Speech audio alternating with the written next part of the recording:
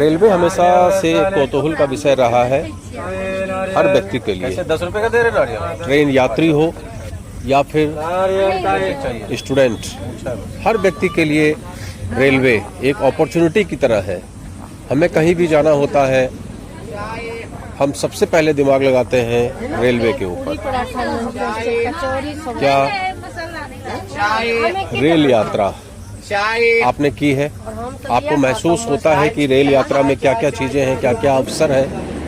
कभी आपने महसूस किया है कि रेल से चलते हुए आपको किन चीजों की जरूरत होती है, और जिन चीजों की आपको जरूरत होती है उसको कोई न कोई व्यक्ति आपको प्रोवाइड करता है।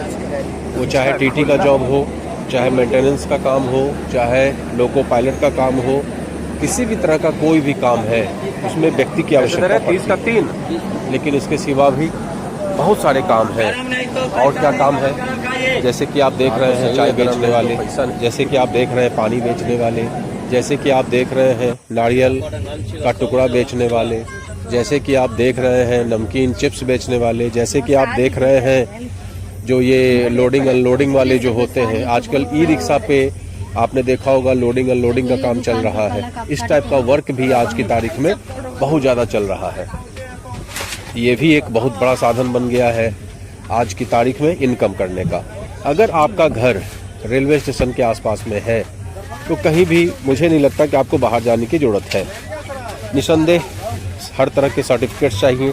रेलवे में भी आप केवल सोच लेंगे कि नहीं हमें ये बेचना है, आप बेच लेंगे, ऐसा नहीं है। वहाँ भी तमाम समस्याएं होती हैं। आपको फसाई का लाइसेंस चाहिए होता है, गवर्नमेंट रेलवे का परमिशन चाहिए होता है, और बहुत कुछ जो भी रिक्वायर्ड है वो तो आपको करना पड़ेगा। लेकिन इसके बाद अगर आपने इस काम को स्टार्ट कर दिया तो एक अच्छी खासी आमदनी आपकी स्टार्ट हो सकती है।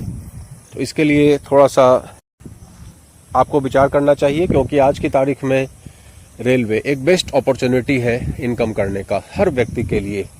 आप अगर बेरोजगार हैं तो आपके लिए, सेमी बेरोजगार हैं तो पार्ट टाइम में इसको कर सकते हैं। और ऐसा नहीं है कि इसमें इनकम कम होती है। लोग आज की तारीख में रेलवे से बहुत अच्छी इनकम कर रहे हैं। जैसा कि मैंने देखा है कि रेलवे के आसपास में जो शॉपकीपर्स होते हैं उनकी भी ठीक ठाक इनकम होती है, जो ई रिक्शा वाले होते हैं उनकी भी ठीक ठाक इनकम होती है। क्योंकि हर व्यक्ति को रेल से उतरने के बाद गंतव्य तक जाने के लिए ई रिक्शा चाहिए, ऑटो चाहिए, बोलेरो चाहिए, हर तरह की गाड़ियाँ चाहिए, तो वो भी एक अच्छा इनकम का साधन है। तो ऐसा नहीं है, एक अपॉर्चुनिटी नहीं है, बहुत सारी अपॉर्चुनिटी है जिससे कि आप एक अच्छी खासी इनकम कर सकते हैं। नो डाउट कंपटीशन हर जगह है, क्योंकि कंपटीशन ही में मज़ा है, मुझे तो ऐसा लगता है। तो चाय बेच के आप बहुत सारा पैसा कमा सकते हैं, लेकिन कब? जब आपकी चाह होगी। चाह की मतलब, चाह का क्या मतलब है? चाह का मतलब डिजायर। हमारी किसी चीज में जब इच्छा होती है, जब हमारी इच्छा शक्ति जागती है, तभी हम कुछ कर पाते हैं। जैसे कि आपने सुना भी होगा चाय पे चर्चा। आज की तारीख में कई लोग कमेंट करते हैं कि भाई चाय से कितनी इनकम हो सकती है। तो मैं आपकी जानकारी के लिए बता दूं, ट्रेन में जो चाय बनती है वो 1 से 1.5 रुपए की पड़ती है, ठीक है। और अगर आप उसको सेल कर रहे हैं, जैसा कि आपको पता ही होगा कि ट्रेन में 10 रुपए की चाय बिकती है और कुल्हड़ की चाय 15 रुपए की बिकती है। अगर आप उसको 10 रुपए का भी मार्जिन लेके चलते हैं, मतलब 10 रुपए की भी आप बेच रहे हैं, तो आपका मार्जिन 9 रुपए के आसपास का हो रहा है। चलिए मान लीजिए कि आपने बहुत अच्छी चाय बनाई, तो चाह जिनकी भी होती है उन्हीं की इच्छाएं पूरी भी होती हैं। अगर हम चाहत ही नहीं रखेंगे तो हमारी इच्छा भी फुलफिल नहीं होने वाली है।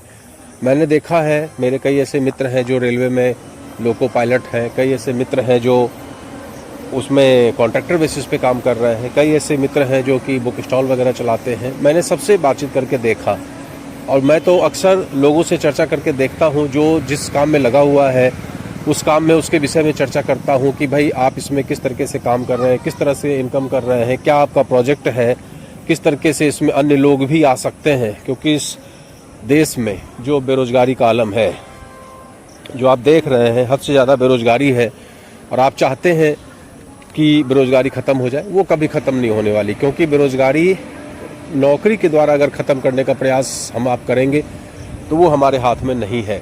तो ये बेरोजगारी कैसे ख़त्म हो सकती है? ये ख़त्म हो सकती है सेल्फ स्टार्ट से। ये ख़त्म हो सकती है अगर हम खुद अपने हाथ में कमान ले लें कि नहीं हमें एक बिजनेस करना है। उस बिजनेस में आप सोच लीजिए कि आपको किस तरह का व्यापार करना पसंद है। अगर आपको ई रिक्शा चलाना पसंद है आप वो कर लीजिए, आपको बोलेरो चलाना पसंद है तो वो कर लीजिए, आपको वेंडर का काम अच्छा लगता है, सेल्समैन का काम अच्छा लगता है तो उसमें आप चुन लीजिए कि आप चाय सेल करेंगे, पानी सेल करेंगे, बिस्कुट सेल करेंगे, चेन बनाना आता है तो वो आप सोच लीजिए कि आप उसका काम करेंगे।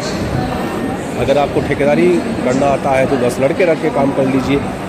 कुल मिला के ये आपको सोचना पड़ेगा कि हम किस सेक्टर में, जैसा कि हम अक्सर वीडियो में आपको बताते हैं कि 20-25 काम बहुत मोटा मोटा काम है रेलवे के अंदर में जिसमें बहुत अच्छी इनकम आती है। अब ये डिपेंड हमारे आपके ऊपर करता है कि हम उसमें से किस काम को प्राथमिकता देते हैं, किस काम के लिए हमारे पास बजट होता है। एक क्लाउड किचन आपने समझा होगा, आज की तारीख में क्लाउड किचन भी एक बहुत अच्छा सिस्टम है रेलवे में खाना परोसने का। उसमें क्या होता है कि आपके आसपास में, जैसे आप मान लीजिए कहीं ऐसी जगह पे रह रहे हैं जहां बगल में ट्रेन गुजरती है, बगल में स्टेशन है, अब वहां स्टेशन पे कई लोगों को खाना चाहिए होता है। अब आप उनको प्रोवाइड करा सकते हैं खाना, घर का खाना हर व्यक्ति पसंद करता है, इसको बोलते हैं क्लाउड किचन। और ये भी आज की तारीख में बहुत ही अच्छा साधन है इनकम करने का।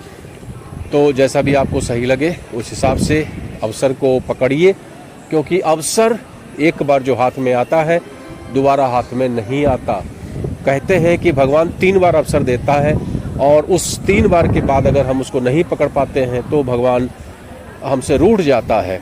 तो ऐसा मत करिए कि भगवान आपसे रूठे, और किसी न किसी अवसर को पकड़ लीजिए और पकड़ के अपने कदम को आगे बढ़ाइए और मजबूती के साथ आगे बढ़ाइए। क्योंकि मेरा ये मानना है कि बिजनेस में जो सबसे बड़ी चीज़ है वो है कंसिस्टेंसी। कोई भी व्यापार आप करते हैं अगर उसमें कंसिस्टेंसी मेंटेन करते हैं, उसको पकड़ के रखते हैं, निरंतरता मेंटेन करते हैं, लगातार परिश्रम करते हैं, उसके सिस्टम को फॉलो करते रहते हैं तो निश्चित तौर पे आपको सफलता मिलती है। मैं हूं प्रवीण चंद्रा और मेरा वीडियो अगर आपको अच्छा लगता है तो इसको लाइक शेयर करना मत भूलिए। नमस्कार।